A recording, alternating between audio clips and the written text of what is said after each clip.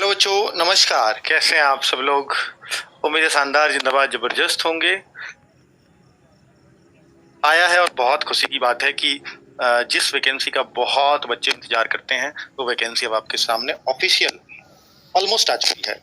यानी अगर कोई फर्स्ट प्रोसेस होता है तो वो प्रोसेस में आ चुकी है, क्योंकि अब तक सिर्फ और सिर्फ हवाई बातें चल रही थी। अभी तक कोई रिटर्न में प्रूफ नहीं था कि भाई आ ही रही है पक्का। क्योंकि बहुत सारे बच्चे ये बोल जाते थे सर वैकेंसी तो 2 साल नहीं आनी, वैकेंसी तो यूपीएसआई की 1.5 साल नहीं आनी। तो अब कोई ऐसा नहीं कह पाएगा, क्योंकि अब ऐसा लग रहा है कि यूपी पुलिस अपने मिशन मोड में आ चुकी है।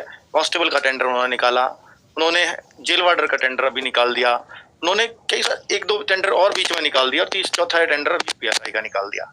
अब लग रहा है कि ये सारी भर्तियां शायद लाइन से निकलेंगी, और इतना तय है कि अब यूपीएसआई कांस्टेबल के 1-2 महीने बाद आ जाएगी।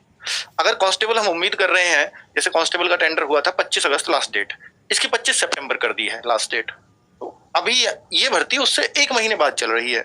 उसके फॉर्म हम उम्मीद कर रहे हैं कि कांस्टेबल के यूपी के नवंबर में आएंगे। तो अगर अलग कंपनी हुई तो इसके दिसंबर में आ जाएंगे, सेम कंपनी हुई तो हो सकता है इसके फॉर्म जनवरी तक पहुंच जाए। ठीक है, इतना ही होगा बस। लेकिन आचार संहिता की बात आ सकती है दिसंबर के बाद से कभी भी। तो अगर आचार संहिता लगती है तो हो सकता है कि ये वैकेंसी फिर कहीं ना कहीं इलेक्शन के बाद भी चली जाए, क्योंकि आचार संहिता में नई वैकेंसी नहीं निकाली जा सकती, और होती भी नहीं है। कहने को परमिशन लेकर के निकाली जाती है, चुनाव आयोग की परमिशन ले ली जाएगी और निकाल दी भी जाएगी कि हम तो इसका प्रोसेस पहले से ही शुरू कर रखा है, जस्ट ये तो उसका स्टेप है। ऐसे कह के परमिशन मिल भी जाती है, पर कौन सरकारी आदमी इस चीज का इतना पेन लेगा? कोई नहीं करता, कोई कोशिश भी नहीं करना चाहता। तो मैं ये नहीं कह सकता कि ये इलेक्शन से पहले, यानी जो 2024 का इलेक्शन है प्रधानमंत्री मोदी जी वाला, अगर दिसंबर जनवरी से आचार संहिता लग गई। वैसे तो इलेक्शन आप जानते हैं कि मई के आसपास ही होता है, और एक चुनाव एक देश वो वाली कहानी भी चल रही है। कहीं ना कहीं अगर डिले हो गया फिर तो आपको फायदा हो जाएगा। फिर तो ये वैकेंसी अगर जनवरी तक आचार संहिता नहीं लगी तो जनवरी में वैकेंसी आ जाएगी पक्का। दिसंबर में नहीं आई तो किसी वजह से, ठीक है, दिसंबर के भी चांस है, लेकिन जनवरी के तो पक्का पक्का है। अब मैंने आपको वॉइस का इशू आ रहा है, वॉइस का इशू आ रहा है क्या बच्चों? और सर कर रही है क्या? एक बार देख लो ना यार वीडियो में, वॉइस का इशू। एक मिनट, एक मिनट बच्चों, वॉइस का कहाँ चले जाते हो भाई? अरे यार हुई नहीं है वहां से, ऑन थी बच्चों वॉइस। एक मिनट देखो यार, सुन के भाई वॉइस सही आ रही है क्या? घर घर की आवाज है क्या? मतलब क्यों होती है बताने के लिए तुम लोग ही तो हो भाई मेरे पास,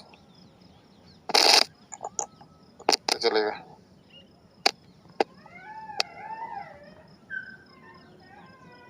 देखना बच्चों, शायद अब घर घर की आवाज ना आए यार। मैं वैसे भी ऐसी वीडियोस में बिल्कुल डिस्टरबेंस नहीं चाहता आवाज, क्योंकि मैं इनको बहुत शॉर्ट में अच्छी जानकारी और सटीक जानकारी देना चाहता हूँ। तो ठीक है, अभी मेरी आवाज ठीक है बच्चों। तो देखिए, मैंने आपको बता दिया, मेरा अपना अंदाजा है कि इसका जो है फॉर्म्स 100% आ रहे हैं, 100% आ रहे हैं। इसमें तो कोई शक किसी बच्चे को है नहीं। अब फॉर्म का जो महीना है वो दिसंबर और जनवरी होगा।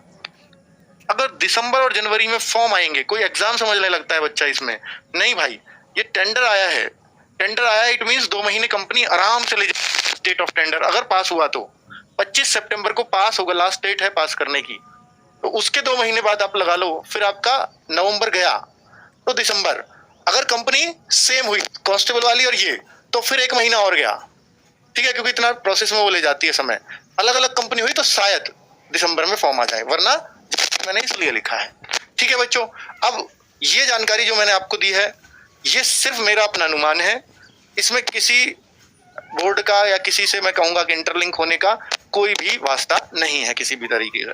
ठीक है बच्चों, कि मुझे अंदर से कोई खबर मिली है नहीं, पर मैंने अपने प्रीवियस एक्सपीरियंस के आधार पर ये बातें कर रहा हूँ। ठीक है, अब आप कहो कि सर एग्जाम कब होगा? देखिए बच्चे, अगर बीच में इलेक्शन आ गया तो फिर तो इलेक्शन के बाद भी जाएगा, बाद ही जाएगा।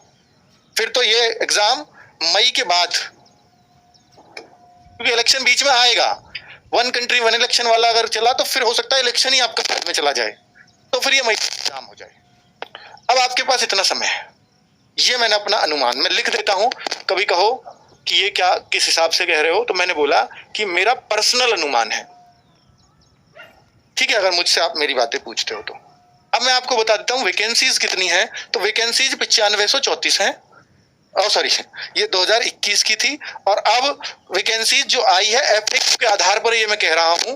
हालांकि अगर भर्ती 3 महीने बाद या 2-3 महीने का समय लग जाता है तो ये वैकेंसी हो सकता है कि 4000 प्लस हो जाए, ऐसे भी चांसेस, तब ये चांसेस है 4-5 कुछ भी होने के, ठीक है। चलिए, बहुत सारे बच्चों का अगला क्वेश्चन है कि सर आपका यूपीएसआई का विनायक बैच कब आएगा। ये मैं कह चुका हूं 10 सितंबर को आएगा। अगर आप ये कहो कि सर फॉर्म आने पे क्यों नहीं निकाल देते जैसे हर बैच को निकालते हो, फिर वॉइस का प्रॉब्लम आ रहा है, तो हाँ, तो बच्चे अगर फिर कहो आप कि 10 दिसंबर ये हाथ में लेना पड़ेगा, 10 दिसंबर की अगर बात फिर से बोलोगे तो बच्चों मैं ये कह रहा हूं कि अगर मैं दिसंबर में लाया और यूपीएसआई का सिलेबस होता है थोड़ा सा ज्यादा, तो वहां फिर आप डिलीट कर जाओगे, फिर आप दिक्कत में आ जाओगे, क्योंकि हमने आपको याद होगा कि पिछली बार भी अप्रैल में फॉर्म आए थे। हालांकि एग्जाम में टाइम बहुत मिल गया था, 2021 की भर्ती की बात कर रहा हूँ, 1 अप्रैल को फॉर्म आए और एग्जाम हुआ अक्टूबर में जाकर के, और हमने बैच ले आए थे 1 जनवरी को फॉर्म आने से पहले। तो सिलेबस बच्चों ने 2-3 बार अच्छे से रगड़ दिया था, ठीक है बच्चों। तो मैं वही यहाँ कह रहा हूँ कि हम बैच ले आएंगे 10 सितंबर से, फॉर्म आने से भी 2 महीने पहले आप तैयारी, क्योंकि फिक्स सिलेबस है, वही चीजें अब की भी आनी है। और ये अच्छा क्लियर हो गया है टेंडर से कि एक ही एग्जाम होगा। इस बार उम्मीद ये भी लग रही थी कहीं 2 एग्जाम ना कर दे, तो टेंडर में ऐसा लग गया कि टेंडर में ये बताना पड़ता है कंपनी को क्या क्या प्रोसेस है, तो प्रोसेस यही बताया, एग्जाम है फिर पीएसटी है, ठीक है बच्चों। तो इससे क्लियर हो गया है कि एग्जाम एक ही होने वाला है। और ये देखिए कंपटीशन खुद बढ़ा दिया, भर्ती बोर्ड को भी अंदाजा है कि 12 लाख से 15 लाख फॉर्म आएंगे इस बार। 15 लाख वो इसलिए कि पिछली बार भी जो फॉर्म थे वो 11-12 लाख पिछली बार भी थे, इस बार 3 लाख तो बढ़ ही जाएंगे आराम से। ये भर्ती बोर्ड का अनुमान है, सटीक है, इसका नहीं बढ़ेगा, ठीक है। फॉर्म की जो है इसका मतलब एज वेज भी वही रखने वाले हैं वो जो पहले रखी थी, कोई उसमें छूट वूट का नहीं है कि अगर ये 20% ही ज्यादा फॉर्म उम्मीद कर रहे हैं तो।